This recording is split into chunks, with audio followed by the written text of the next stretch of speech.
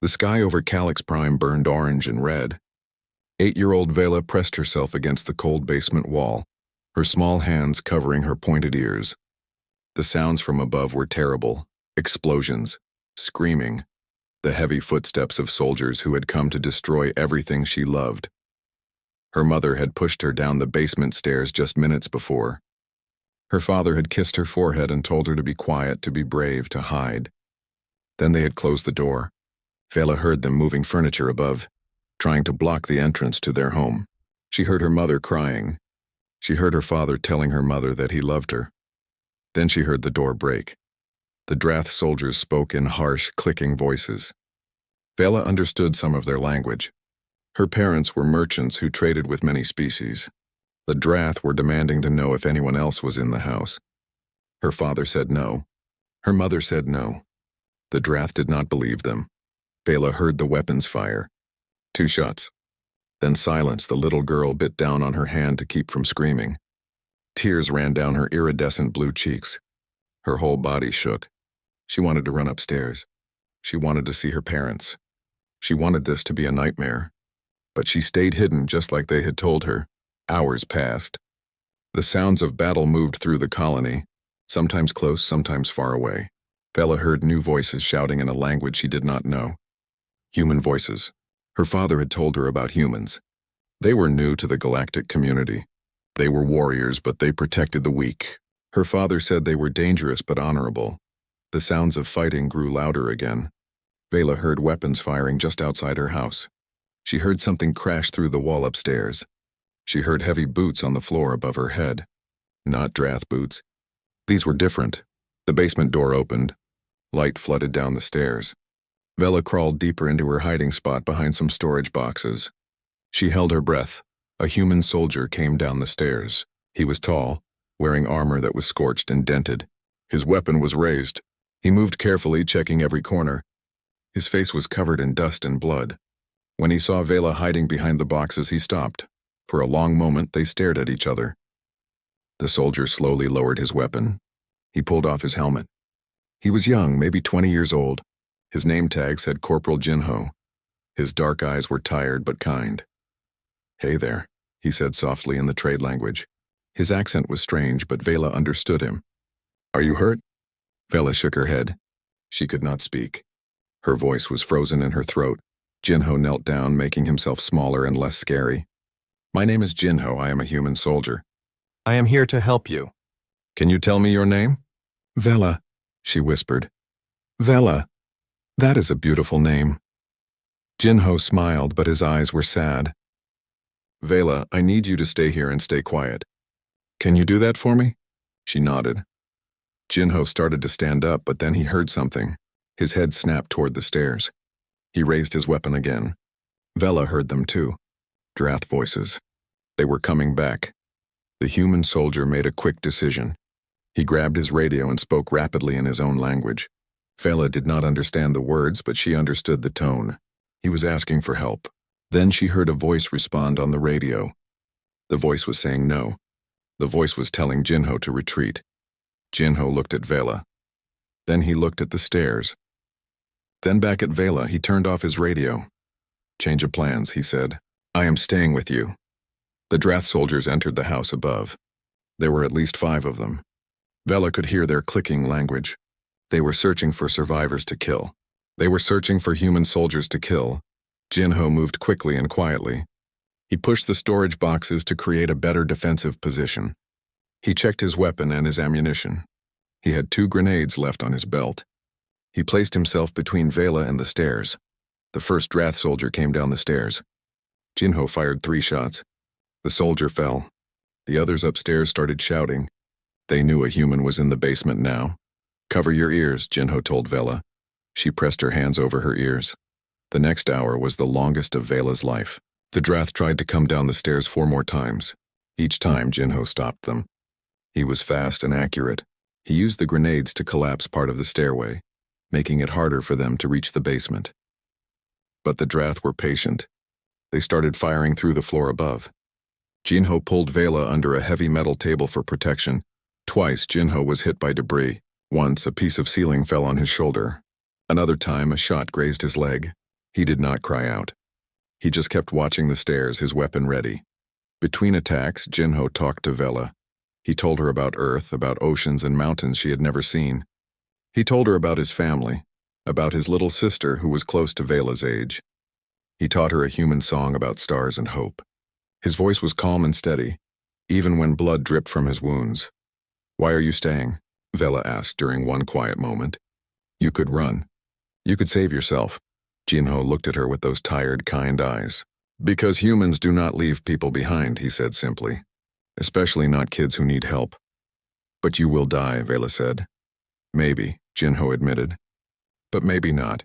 Help is coming. We just need to hold on a little longer." He was right. After 6 hours, Vela heard new sounds above. Human voices. Lots of them. The sound of Drath soldiers retreating. The sound of rescue. More human soldiers came down into the basement. They were shocked to see Jinho still alive. They were shocked that he had held his position for so long. They called him crazy and brave. They called him a hero. Jinho just picked up Vela gently and carried her up the stairs. He did not let her see her parents' bodies. He walked through the destroyed colony to the evacuation shuttles. Other survivors were being loaded onto ships. The battle was over. The humans had won, but at a terrible cost. At the shuttle, Jinho set Vela down carefully. He unpinned a patch from his armor. It showed his unit symbol and number. He pressed it into her small hand. "Keep this," he said. "So you remember that someone cared. So you remember that humans do not leave people behind." "Will I see you again?" Vela asked. Jinho smiled sadly. "I do not know, but I will never forget you, Vela. Be strong, be brave. Live a good life." Then he was gone, pulled away by his commanding officer. Vela was carried onto the shuttle by a medical officer. She held the patch tight in her hand. She watched through the window as the shuttle lifted off. Below, the colony burned. Her home was gone. Her parents were gone. Everything was gone. Everything except the patch in her hand and the memory of a human soldier who stayed when he could have run. A soldier who chose to protect her, even at the cost of his own life. A soldier named Jinho. Vela pressed the patch to her heart and made a silent promise. She would remember. She would understand. She would learn why humans fought like this. Why they protected like this. She would never forget. 15 years changed everything. 15 years changed nothing. Vela stood in front of her mirror in the diplomatic quarters. She was 23 now, no longer the terrified child hiding in a basement. She wore the formal robes of a Galactic Diplomatic Corps ambassador. Her iridescent skin had darkened slightly with age. Her large eyes held wisdom that came from loss and study. But in her drawer, wrapped in protective cloth, was the patch, Jinho's patch. She looked at it every morning. She had never stopped looking for him. The years after Calyx Prime had been difficult. Vela and the other survivors lived in refugee settlements on 3 different worlds. The Chirani people were peaceful. They were merchants and artists. They did not understand war. They did not understand why some species chose violence, but Vela wanted to understand. She needed to understand. While other young Chirani studied trade and music, Vela studied military history. She studied human military history especially. Her teachers were confused. Her friends thought she was strange. Why would a Chirani girl care about battles and soldiers? Why would she care about humans? Those violent newcomers to the galaxy. Because one human had cared about her. Vela read everything she could find. She learned about Earth's long history of wars. She learned how humans had nearly destroyed themselves many times. She learned how they had finally united and reached for the stars. She learned about human tactics, human courage, human sacrifice. She learned that humans fought differently than other species. Most species fought for territory or resources. Humans fought for ideas. They fought for people they had never met. They fought because they believed some things were worth dying for. She tried to find Jinho through military databases. She searched for his unit, his number, his name, but the records from Calyx Prime were classified. Too many had died. Too many secrets were buried with them. She found lists of medals and honors, but Jinho's name never appeared. Sometimes she wondered if he had survived that day. Sometimes she wondered if he had died in another battle. Sometimes she wondered if he even remembered her. But she never stopped searching. At 18, Vela joined the Galactic Diplomatic Corps. She specialized in human-alien relations. Her superiors were surprised. Most diplomats avoided working with humans. Humans were unpredictable. They were emotional. They changed their minds quickly. They asked difficult questions. Vela loved working with humans. She understood them in ways other diplomats did not. She understood that their violence came from passion. Their stubbornness came from loyalty. Their anger came from injustice they could not tolerate. She rose quickly through the ranks. By 23, she was an ambassador. Her colleagues respected her skills, but they did not understand her affection for humanity. "They are too dangerous," one Tarvian diplomat told her. "They have been in space for barely a century, and already they have fought in a dozen wars." "They fought to protect others," Vela replied. "Not to conquer them. The result is the same. Death and destruction." "No," Vela said firmly. "The intention matters. The heart matters." She carried Jinho's patch with her to every negotiation, every meeting, every diplomatic function. She never showed it to anyone. It was her secret, her reminder of why she did this work. Across the galaxy, Jinho was also carrying something. Major Jinho stood in the military briefing room on the human carrier ship, Valiant. He was 35 now. His face had more scars. His eyes were harder. But when he smiled, which was rare, there was still kindness there. On his desk was a small crystal. It was a Kirani mourning stone used to honor the dead. He had found it in the rubble of Calyx Prime, probably dropped by someone fleeing the attack. He kept it to remember why he fought. The years after Calyx Prime had been hard. Jinho received the Medal of Honor for his actions that day. The medal sat in a box somewhere. He never wore it. Medals did not bring back his squad. Medals did not erase the nightmares. For 2 years after Calyx Prime, Jinho barely slept. He saw his friends die again every night.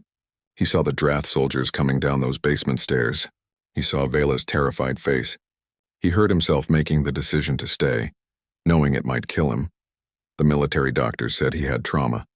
They offered him medical discharge, a pension, a quiet life. Jinho refused. If he left the military, what was the point of surviving? His friends had died protecting people. He needed to continue that mission. He needed it to mean something, so he stayed. He went to therapy. He worked through the nightmares. He took new assignments. He requested field positions where he could make a real difference. He avoided promotions that would put him behind a desk. Jinho became known for never abandoning a mission, never leaving anyone behind. His reputation grew. Soldiers wanted to serve under him because they knew he would bring them home. Civilians trusted him because he kept his word. He never forgot the little Chirani girl he had protected. Sometimes he wondered what happened to her. He hoped she had found safety. He hoped she had a good life. He hoped she did not remember that terrible day too clearly. He thought about her more than he admitted. On hard days when missions went wrong, when he lost soldiers under his command, he remembered her face when the rescue team arrived. The way she had smiled despite everything, the way she had thanked him in her small voice. That memory kept him going. The galaxy around them changed slowly. The Drath Collective was contained but never defeated. They stayed in their territory, occasionally raiding border worlds. The major species formed a council to maintain peace. Humans were given a seat, but many species remained suspicious. Humans were too warlike, they said, too emotional, too willing to fight. They did not understand that peace sometimes required warriors. They did not understand that protecting the weak required strength. Vela understood. She argued for human inclusion in every diplomatic forum. She wrote papers about human psychology and military ethics. She gave speeches about the difference between aggression and protection. Some people listened. Many did not. Jinho did not care about politics. He cared about missions. He cared about protecting people who could not protect themselves. He turned down promotions 3 times because they would take him away from field work. Finally, he accepted the rank of major only because it gave him more authority to choose his missions. He specialized in civilian evacuation and protection. Whenever a colony was threatened, whenever civilians needed rescue, Jinho volunteered. His superiors called him obsessed. His soldiers called him dedicated. He called it his duty. Both Vela and Jinho carried their memories like scars. Both were shaped by that single day on Calyx Prime. Both dedicated their lives to making sure such tragedies happened less often. Both searched for meaning in chaos. Neither knew they would meet again soon. Neither knew that their reunion would change the galaxy.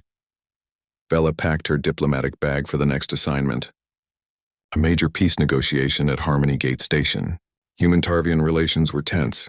She would need all her skills to prevent conflict. She wrapped Jinho's patch carefully and placed it in her bag. Her lucky charm. Her reminder of what humans could be at their best. Jinho received his orders on the Valiant. He was being reassigned as military liaison for peace negotiations at Harmony Gate Station. He hated political assignments, but orders were orders. He picked up the Chirani Morning Stone from his desk and slipped it into his pocket. A reminder of what he was protecting. In 3 days, they would both arrive at Harmony Gate. In 3 days, a scared little girl and the soldier who saved her would see each other again. In 3 days, everything would change. But for now, they packed their bags, carried their memories, and moved forward. Always forward, because standing still meant letting the past win, and neither of them would allow that. They were survivors. They were warriors in their own ways, and they were about to remind the galaxy what courage really meant. Harmony Gate Station floated in neutral space between 3 star systems. It was massive, built by 7 species working together. The station existed for one purpose: diplomacy. Here wars were prevented. Here peace was negotiated. Here the galaxy tried to solve problems with words instead of weapons. Vela arrived 2 days before the negotiations began. She needed time to prepare. The Tarvian Empire was angry with humanity. They claimed humans were expanding too aggressively. They claimed human military bases threatened Tarvian security. They wanted humans to withdraw from 3 systems. The humans refused. They said those systems had asked for protection. They said the Tarvians were trying to control trade routes. Both sides were stubborn. Both sides were proud. Vela's job was to find compromise. She reviewed files in her quarters. Trade agreements. Military deployment records. Historical treaties. Everything she needed to understand the situation. But her mind kept wandering. The human military liaison would arrive tomorrow. She always felt more hopeful when humans were directly involved in negotiations. They were honest, usually. They said what they meant. The next morning, Vela entered the main negotiation hall early. The room was circular, with seats arranged so no species had a superior position. Translators hummed quietly, ready to convert languages instantly. The lighting was adjusted to comfort all species present. She was reviewing her notes when the door opened. The human delegation entered. 3 officers in dress uniforms. Vela looked up politely, ready to greet them professionally. Her breath stopped. The officer in front was older than she remembered. His face had more lines. His dark hair had touches of gray. Scars marked his jaw and neck. But his eyes were the same. Those tired, kind eyes that had looked at a terrified child and decided to stay. "Corporal Jinho," she whispered. Then she corrected herself, seeing his rank insignia. "Major Jinho," he did not hear her. He was speaking to his aide, reviewing something on a data pad. He had not looked at her yet. He did not recognize the adult Kirani woman as the child he had saved. The Tarvian delegation entered from another door.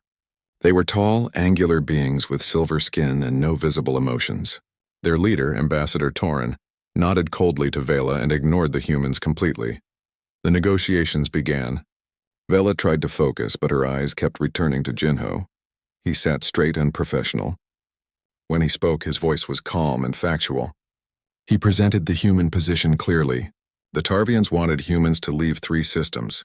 Jinho explained why those systems needed human protection. The Drath Collective was active in that region. Pirates raided frequently. The local governments were too weak to defend themselves. "Protection," Ambassador Torin said with clear disgust. "You mean occupation. You mean control. We mean protection," Jinho replied firmly. "We have formal agreements with the local governments. They asked us to come. They can ask us to leave any time. You make them dependent on you. You make them afraid to ask you to leave. We make them safe. There is a difference." The argument continued for 3 hours. Vela mediated as best she could, but the 2 sides were far apart. The Tarvians saw human military presence as aggression. The humans saw withdrawal as abandonment. Both sides had valid points. Neither would compromise. When the session ended, everyone filed out slowly. Vela gathered her courage and approached Jinho as he packed his datapad. "Major Jinho," she said softly. He looked up and smiled politely, the professional smile of a diplomat meeting another diplomat. "Ambassador Vela, you did excellent work today. This is a difficult negotiation. I need to show you something, Vela said. Her hands trembled slightly. In private, please. Jinho looked uncertain but nodded. Of course. My quarters are yours. The observation deck. 20 minutes? I will be there. Vela returned to her quarters and retrieved the patch from her drawer. She held it carefully. This piece of fabric that had meant everything to her for 15 years. Her hand still trembled. What if he did not remember? What if it meant nothing to him? What if she was just one of many people he had saved? But she needed to know. She needed him to know. 20 minutes later, she stood on the observation deck. The stars stretched endlessly beyond the transparent walls. She heard footsteps behind her. Ambassador Vela? Jinho said, entering the deck. They were alone. You wanted to speak privately? Vela turned to face him. She held out the patch. Jinho stared at it. His professional expression crumbled. His eyes went wide. His mouth opened, but no words came out. He took a step closer, looking at the patch like it was a ghost. That is my unit patch, he whispered. From Calix Prime, how do you have this? You gave it to me, Vela said, tears streaming down her iridescent cheeks. 15 years ago, you stayed with me in a basement for 6 hours. You fought off Drath soldiers. You were wounded protecting me. You told me humans do not leave people behind. Jinho's legs seemed to weaken. He sat down heavily on a nearby bench. Vela, he breathed. Little Vela, the girl with the terrified eyes. You are alive. You grew up. Because of you, Vela said, sitting beside him. I grew up because you stayed. Because you chose me over your own safety. I thought about you so often, Jinho said, his voice rough with emotion. I wondered if you made it out. If you healed. If you were okay.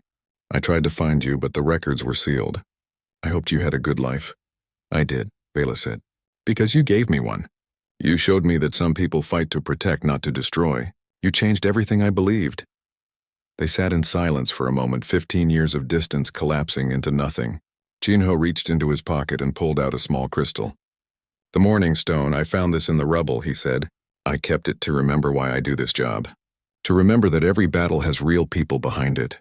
People with families and homes and lives worth protecting. Vela took the stone gently. This belonged to my family. We had several in our home. This one was my mother's. Jinho's eyes filled with tears. I am sorry I could not save them. I got there too late. If I had been faster, if I had... No, Vela interrupted firmly. You saved me. That is more than I had any right to expect. You stayed when you could have left.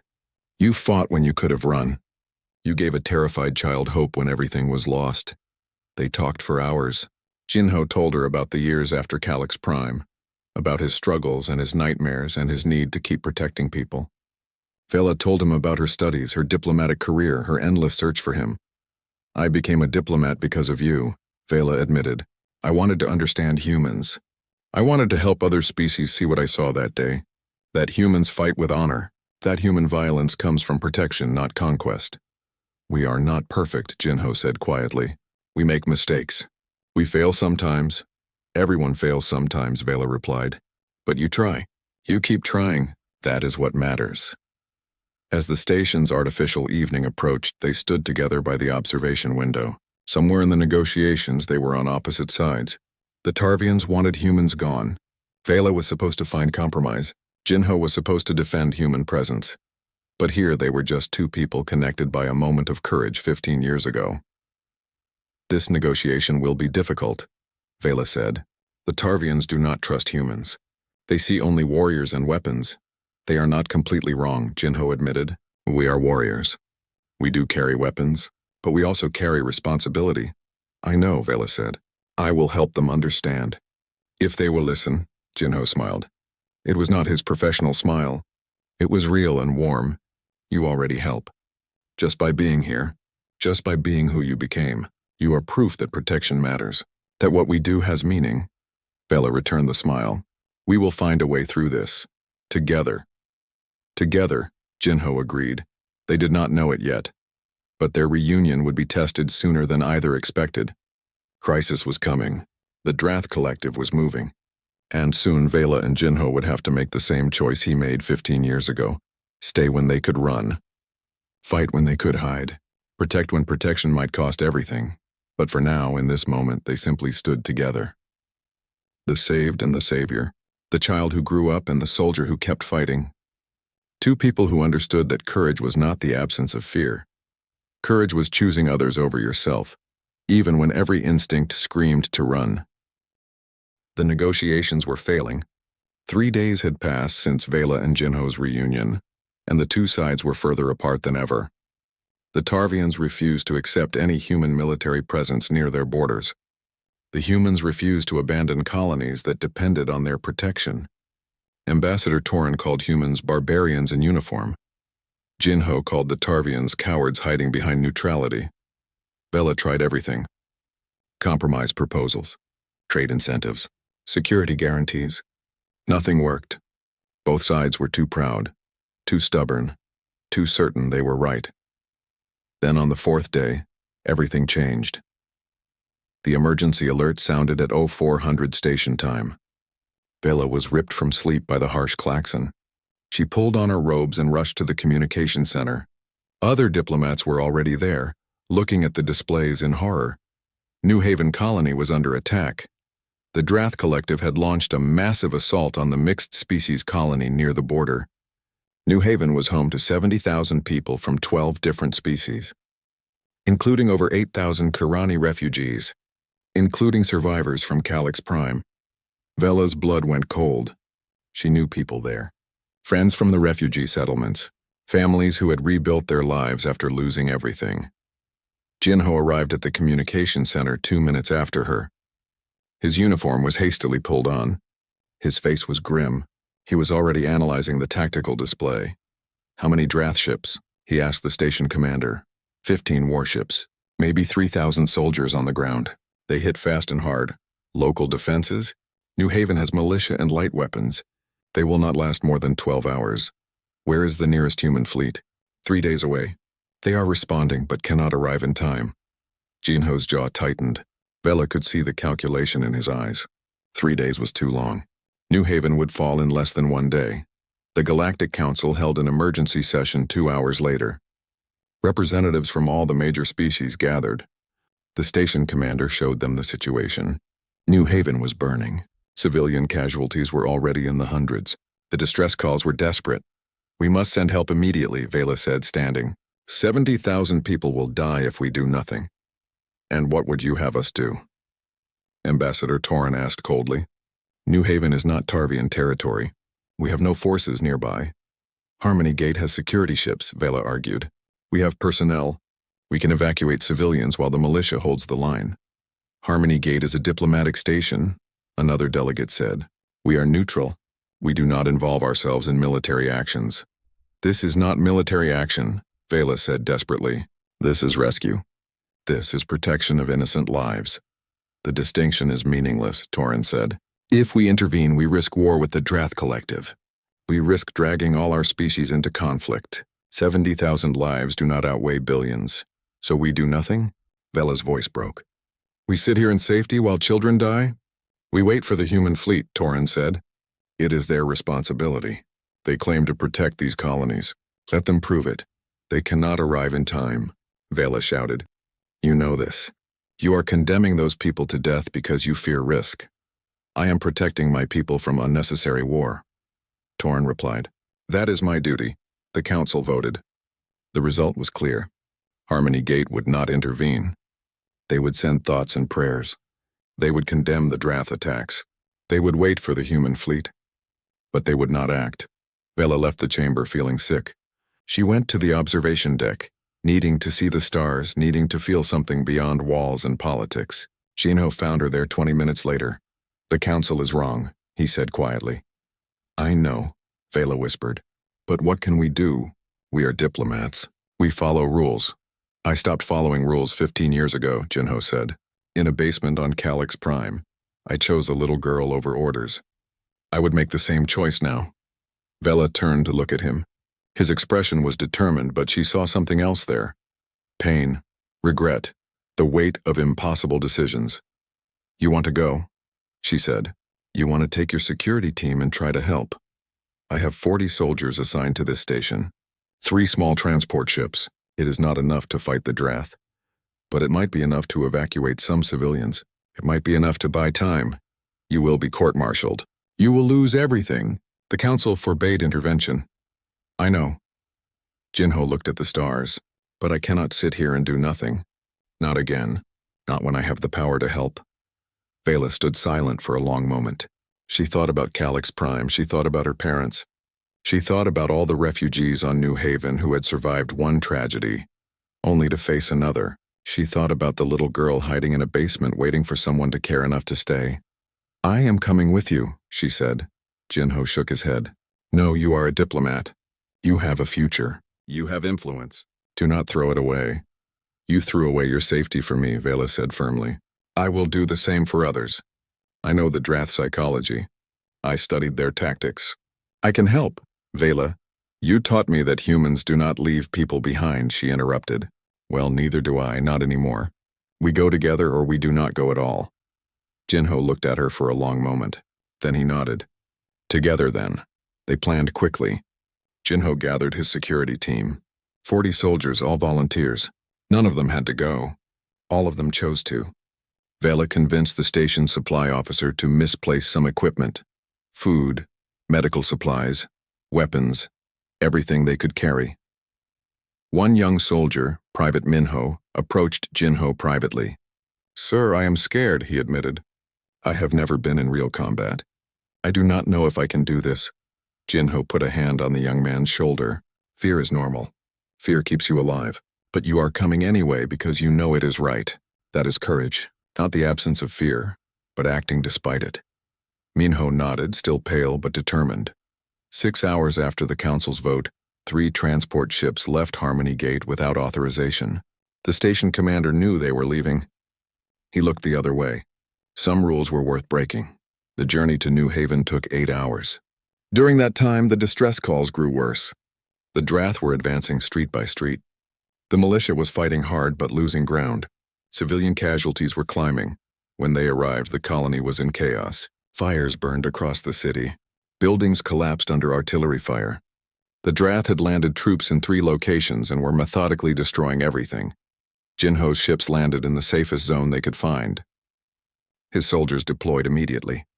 They were vastly outnumbered, but they had better training and better equipment.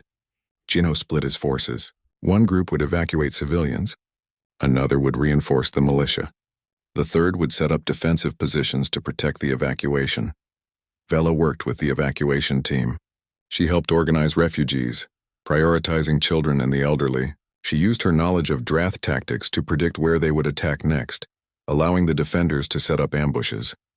The battle was brutal. Jinho's soldiers fought with desperate determination. They used every trick, every advantage they could find. They turned the colony streets into a maze of defensive positions. They made the Drath pay for every meter of ground. Private Minho found himself defending a school where 200 children were sheltering. His hands shook as he checked his weapon. Then he saw the children's faces, scared, trusting, depending on him. His hands steadied. When the Drath attacked, Minho held the line. He was terrified, but he fought anyway. For 16 hours, 40 human soldiers and a Karani diplomat held off 3,000 Drath warriors. They could not win. Everyone knew that. But they could delay. They could evacuate. They could save lives. Then, impossibly, hope arrived. Ships appeared in orbit. Not human ships. Tarvian ships. Ambassador Torin's fleet had come. Behind them, ships from 4 other species. Not military fleets, just whatever vessels they could gather. Merchants, transports, science ships, all armed with whatever weapons they could mount.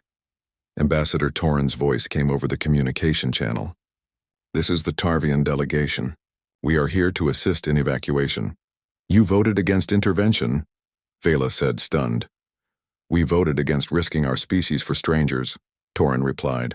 But then we watched what you did. We watched 40 humans and 1 Kirani face impossible odds because they could not sit safely while others died. We were shamed by your courage. So we came, not as an official action, as individuals who could not bear to be cowards while you were heroes. The evacuation became a rescue. With the additional ships, they could save everyone. The Drath, faced with unexpected resistance, withdrew. They had come for easy conquest and found determined defenders. When it was over, New Haven was damaged but standing. Over 60,000 civilians were evacuated safely. The death toll was 300. Tragic, but far less than the thousands who would have died without intervention. But there would be consequences. Vela and Jinho had defied the Council. They had violated every diplomatic protocol. They had risked galactic war. Now they would face judgment. As their ships left New Haven, Vela sat beside Jinho in exhausted silence. They were covered in dust and blood. They had not slept in 2 days. They had probably destroyed their careers, but they had saved 60,000 lives. Worth it? Vela asked quietly. Jinho looked at her and smiled. The Galactic Council chamber was silent. Vela and Jinho stood in the center, surrounded by representatives from 47 species. The charges against them were serious: unauthorized military action, violation of diplomatic protocols, risking interspecies conflict. Each charge could result in imprisonment or exile. The chief arbiter, an ancient being from a species that had been peaceful for 10,000 years, read the charges slowly. His voice held no emotion, just facts, just law. Ambassador Vela, you violated your diplomatic oath. You used your position to aid an unauthorized military action. You stole station resources. You ignored direct orders from this council. How do you plead? Guilty, Vela said clearly. I would do it again.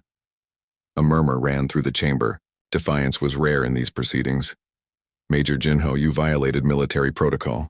You led an unauthorized mission. You endangered your soldiers without proper authorization. You acted against the explicit decision of this council. How do you plead? Guilty, sir, Jinho replied. I had no choice. Not really. Not if I wanted to live with myself. The chief arbiter looked at them both with his ancient eyes. You understand the severity of these charges? You could face decades of imprisonment. You could be exiled from your respective governments. Your careers are over regardless of the verdict. We understand, they said together. The chief arbiter prepared to announce the council's decision. But before he could speak, something unprecedented happened. Ambassador Torin stood up. I wish to speak, the Tarvian said. This is not the time for testimony, the arbiter replied. Nevertheless, I will speak. Torin's voice was firm. This council is preparing to punish 2 individuals who showed us what we have forgotten. They showed us courage. They showed us that sometimes laws must bend when lives are at stake. Another delegate stood, then another. Within minutes, 17 species representatives were standing. All of them had sent ships to help at New Haven. All of them had broken the same rules. If you punish them, you must punish us all, a Korthan delegate said. We followed their example. We acted against the council's decision. We are equally guilty. Or equally innocent, said another voice. An old Kirani stepped forward from the observation gallery. He was a survivor of Calyx Prime, one of the elders who had escaped with Vela years ago. I wish to testify, the elder said, about what humanity taught my people. The chief arbiter hesitated, then nodded. Speak. The elder approached the center, standing beside Vela. My people are peaceful. We have been peaceful for 3,000 years. We believe that peace came from avoiding conflict, from staying neutral, from protecting ourselves first. He paused. We were wrong. He turned to address the entire council. When the Drath attacked Calyx Prime, we had no weapons, no defenses, no warriors. We believed our peaceful nature would protect us. It did not. The Drath killed us by the thousands. We were helpless. But the humans came. These violent, aggressive newcomers that so many species fear. And they fought for us, not because we paid them, not because we offered them anything, but because we needed help. Because their nature is to protect those who cannot protect themselves. The elder looked at Jinho. This human stayed with a child when he should have retreated. He chose possible death over certain safety. That is not violence. That is love. That is the highest form of courage. He turned back to the council. Peace without the will to protect it is merely waiting to be conquered. Humanity understands this. They taught us that sometimes you must fight not because you love violence, but because you love peace too much to let it be destroyed. Another voice spoke up. Private Minho stepped forward, still in his combat-stained uniform. "Permission to speak, sir?" The arbiter nodded, clearly surprised by all these interruptions. "I am the youngest soldier who went to New Haven," Minho said. "I was terrified. I thought I would die. But I saw children in that school who looked at me with hope. They believed I would protect them, so I did. Major Jinho taught me that fear and courage exist together. That being scared does not make you a coward. Running away when people need you makes you a coward." Delegate after delegate stood to speak, some defending Vela and Jinho, some arguing for punishment. The debate went on for hours. Finally, the chief arbiter called for silence. "This council will vote," he announced. "Not just on punishment, but on principle. Do we value strict adherence to law over the protection of innocent lives? Do we punish those who act with conscience when rules fail justice?" The vote took an hour. When it was done, the arbiter read the result. By a vote of 32 to 15, this council finds the defendants guilty of all charges. However, by the same margin, this council grants full clemency due to extraordinary circumstances. Ambassador, Vela and Major Jinho are hereby released from all punishment. Vela felt her legs weaken with relief. Jinho closed his eyes briefly, breathing slowly, but the arbiter was not finished. Furthermore, this council proposes a new protocol. In situations where civilian lives are immediately threatened and official, response is impossible. Individuals may act on conscience to provide humanitarian aid. This will be known as the protection doctrine. It will not excuse all actions, but it will recognize that sometimes conscience must guide us when laws cannot. The chamber erupted in discussion. Some delegates were angry, others were celebrating, but something fundamental had changed. The galaxy had recognized that rules had limits, that protecting lives sometimes required breaking protocols. After the trial, Vela and Jinho walked through the quiet corridors of the station. They were free, but changed. Vela's diplomatic career was damaged. Many species would not trust her now. Jinho had been offered a promotion to general, but he refused it. He wanted to stay in the field where he could make a difference. "What will you do now?" Jinho asked. "The council offered me a position," Vela said. "Head of Humanitarian Affairs. It is a new department. They want someone who understands that sometimes diplomacy means action, not just words. Will you take it?" "Yes. Someone needs to make sure the protection doctrine is used right. Not abused, but not ignored either." She smiled slightly. "What about you?" "General Jinho has a nice sound to it." Jinho shook his head. "Generals sit in offices. I need to be where the work happens. I requested a transfer to the Colonial Protection Force. They are always short-handed, always dealing with crises." "You will never stop, will you?" Vela asked softly. "You will keep fighting until it kills you." "Probably," Jinho admitted. "But at least I will die knowing I tried, knowing I helped." They reached the observation deck where they had reunited just days ago. It felt like years had passed. They stood at the window, looking at the stars. "There is something I need to tell you," Jinho said quietly. "The military doctors found something. I have been exposed to too much radiation and chemical weapons over the years. I have maybe 5 years left, maybe less." Vela's breath caught. "Jinho, no. There must be treatment. Technology. There is nothing they can do," he said gently. "It is okay. I have had a good life, a meaningful life. I have saved people. I have made a difference. Not everyone gets that." Tears streamed down Vela's face. "It is not fair. You deserve more time. You deserve peace." "I have peace," Jinho said, smiling. "I have known since that day on Calyx Prime that I was living on borrowed time. Every day since has been a gift. Every person I helped was a bonus. And meeting you again, seeing who you became, that is the greatest gift of all." He pulled out the Kirani Morning Stone and placed it in her hands.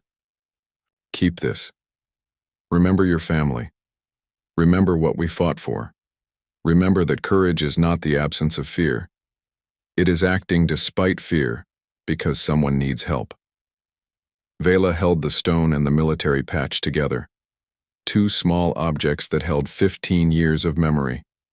"I will never forget," she promised.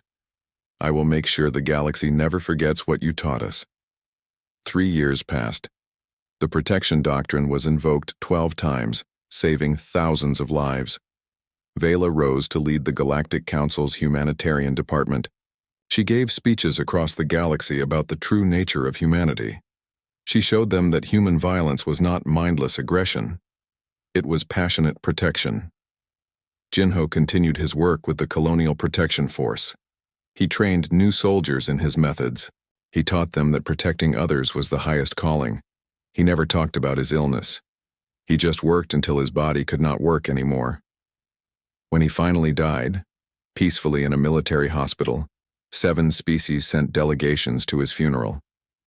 Statues were erected on 4 worlds. A new class of human warships was named after him. But the greatest honor came from an unexpected source. The Chirani elders, speaking for their entire species, announced that they were establishing a military force for the first time in their history. Not to conquer, not to expand, but to protect others the way humans had protected them. They called it the Jinho Defense Initiative. 10 years after Jinho's death, Vela stood at a memorial ceremony on New Haven. The colony had been fully rebuilt. Where the school had stood, where Private Minho had held the line against impossible odds, a statue was erected. It showed a human soldier kneeling beside a small alien child. The soldier's hand rested protectively on the child's shoulder. The inscription read, "Courage is protecting those who cannot protect themselves." Vela placed 2 stones at the base of the statue,